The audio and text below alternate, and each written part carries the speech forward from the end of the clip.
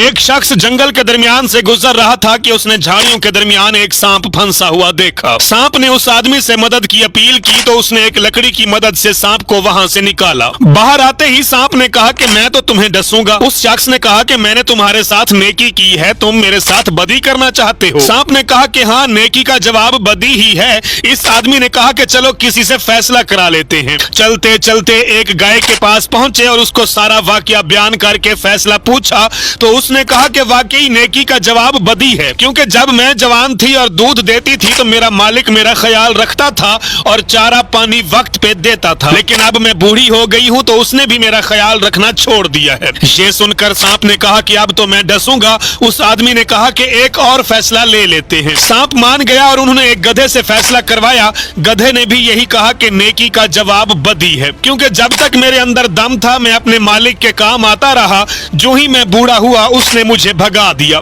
सांप उस शख्स को डसने ही लगा था कि उसने मिन्नत करके कहा कि एक आखिरी मौका और दो। सांप के हक में दो फैसले हो चुके थे, इसलिए वो आखिरी फैसला लेने पे मान गया। अब की बार वो दोनों एक बंदर के पास गए और उससे सारा वाकया सुनाकर कहा कि अब फैसला करो। उसने आदमी से कहा कि मुझे इन झाड़ियों के पास ले चलो, सांप को अंदर फेंको और मेरे सामने इसे बाहर निकालो, इसके बाद मैं फैसला करूंगा। वो तीनों वापस उसी जगह गए। आदमी ने सांप को झाड़ियों के अंदर फेंक दिया और फिर बाहर निकालने ही लगा था कि बंदर ने मना कर दिया और कहा कि इसके साथ नेकी मत करो, ये नेकी के काबिल ही नहीं। खुदा की कसम, वो बंदर पाकिस्तानी अवाम से ज्यादा अक्लमंद था। पाकिस्तानियों को बार बार एक ही तरह के सांप मुख्तलिफ नामों और तरीकों से डसते हैं, लेकिन हमें यह ख्याल नहीं आता कि ये सांप है। इनके साथ नेकी करना अपने आप को मुश्किल में डालने के बराबर है।